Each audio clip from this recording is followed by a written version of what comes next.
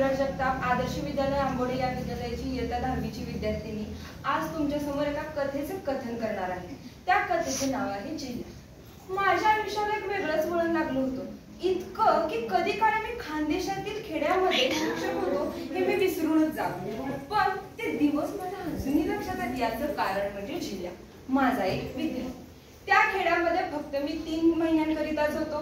पहिल्याच दिवशी सांडेखिटकीत झालेल्या खुर्चीवर मी बेताला बसलो, संपूर्ण वर्गावर नजर टाकली आणि हसून टेबलाकडची हजेरी बाहेर काढली। हजेरी उघडली, दौतीत चिनीमातीच्या टाक बुडवला आणि म्हणाले, हजेरी सांगा।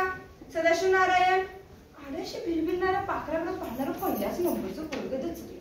अर्धवट उभं राहत टोपी सावरत म्हणाले, हजर अब्दुल फत्तूबाई। आणि लाल टोपीचा गोंडा हल्ला आणि चिरका आवाज उठला, हजर। बघता बघता शेवटचं नाव आलं, जालिंदर एकनाथ। तसा वर्ग ओरडला, जालंदर नाही, झेला मला झेला तर शाळेतच येत नाही। का नाही शाळेत येत? कुणाला ठाव मास्तर बोलवून आणलो? एका जणाने विचारलं। तेवढ्यात दुसरा म्हणाला, घरात नाही त्यो वड्यात चिच्चा पाडतोय। एकानं अचूक माहिती दिली आणि वर्गात कल्ला चालू झाला। तसा मी धुरूड टेबलाव आपटला आणि दंगा शांत झाला। 3 चांगली दणकट मुलं झेल्याला आणा गेली होती जेव्हा विचारलं होतं एक झेल्याला 15-20 मिनिटं होत आहेत तो पण घेऊन आला। झेला हिसकी करत होता, पण त्यांनी त्याला दंडाला धरलं होतं। कुठे होतास रे? वड्यात चिच्चा पाडत होता आणि आम्ही म्हणालो शाळेत चल तर आम्हाला शिव्या दिल्या बघा मास्तर। मुलांनी सांगितलं। झेल्या पित्तलेल्या खोंडासारखा उभा होता, बटन नसलेल्या कुर्त्याचा गळा एक हाताने धरला होता। डोक्यावर पांढरी मळकट टोपी होती, अंगावर कसले कसले डाग पडलेले आणि बाह्यावर ठिगळ लावलेला अंगावरती कुर्ता होता। तांबड्या रंगाची चौकट असलेला गादी पाटाची चड्डी, किसे भरलेले, बहुधा त्याच्यात चिंचा असाव्यात। मी विचारलं, शाळेला का आला नाहीस? काम असत्यात, झेल्यानं गिरवतच उत्तर दिलं। तरी मी सौम्यपणे म्हणलं, कसली कामं?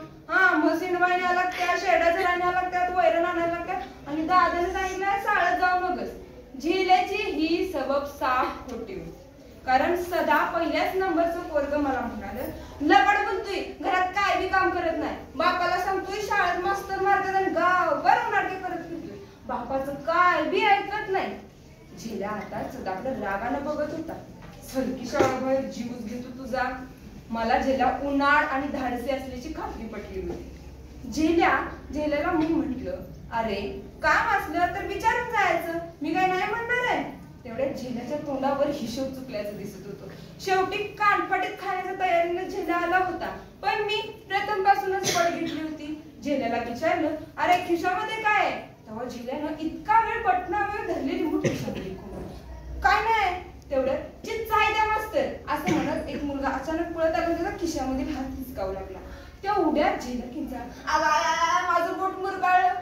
ह्या झेल्याचा कांगावा होता। मी त्या मुलाला म्हणालं, अरे जागा जाऊन बस बघू, सोड त्याला। मी त्याला रटावला आणि झेल्याला म्हणाल, झेल्या चिंचा आण बघू इकडे, ठेव टेबलावरती। अरे मला हवे आहे, मी घरला घेऊन जाणार आहे।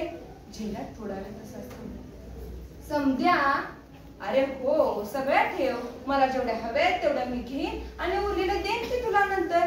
झेल्यानं बक्का बक चिंचीचा कलगा बाहेर काढून टेबलावरती ठेवला। शाबास जालिंदर, मास्तरांचा ऐकणारा शाना मुलगा आहेस तू।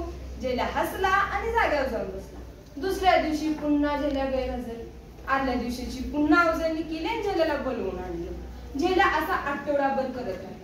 आठवड्यानंतर पुन्हा झेल्या नेहमी शाळेला लागला। शेवटी झेल्या हा एक चुणचुणी हुशार मुलगा होता। झेल्याला धाडसी मुलं फार प्रिय, त्याच्या मनात त्यांच्याविषयी नेहमी आदर। झेल्या आता अभ्यासही करू लागला होता। हा म्हणतात 3 मुलं एके दिवशी मी झेल्याला बोलवलं आणि मी जाण्याचं सांगितलं। झेल्याचा चेहरा खिन्न पडला, तो गप्प बसला आणि अचानक झेल्या म्हणाला, मास्तर मी येतो की तुमच्या संगत? कुठे घेऊन जाणार होतं त्याला? मी कुठे जाणार आणि माझं मला माहित नव्हतं त्याला कुठे घेऊन जाणार। तरीही मी त्याला हसून म्हणाले, झेल्या अरे बेटा की काय तू? मी कुठे नाही जाणार। तालुक्याच्या ठिकाणी मोठ्या शाळेत मोठा मास्तर काय निघालो। तू इथे 4 इयत्ता शिक आणि की पुन्हा माझ्याकडं मग इंग्रजी शिक, 7वी पास हो। झेल्याच्या बालबुद्धीचं समाधान झालं होतं। मी वर्गात गेलो, सर्वांना भेटलो, मुलांचा निरोप घेतला आणि झेल्याला लाल दांड्याचा टाक दिला आणि पेन्सिल दिली। माझी आठवण होती। सर्वांचा निरोप घेतल्यानंतर मी पायी निघालो होतो। काही मुलं मला वेशीपर्यंत सोडायला परत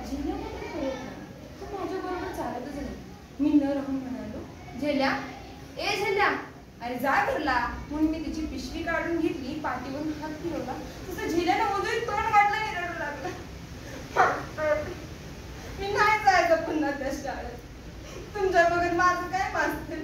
तेवढ्यात मी झेल्याची समजूत काढली आणि झेल्याला घरी पाठवली. कुर्त्याच्या बाळीनं डोळं पुसत पुसत झेल्या सारखं माझ्याकडे मागं फिरून बघत होता. झाडाआड गेड्याचा दिसनासा झाला, असं माझं पण डोळं पाणवलं. त्यापासून अद्याप मला झेल्या कधीच दिसला. कुठे असेल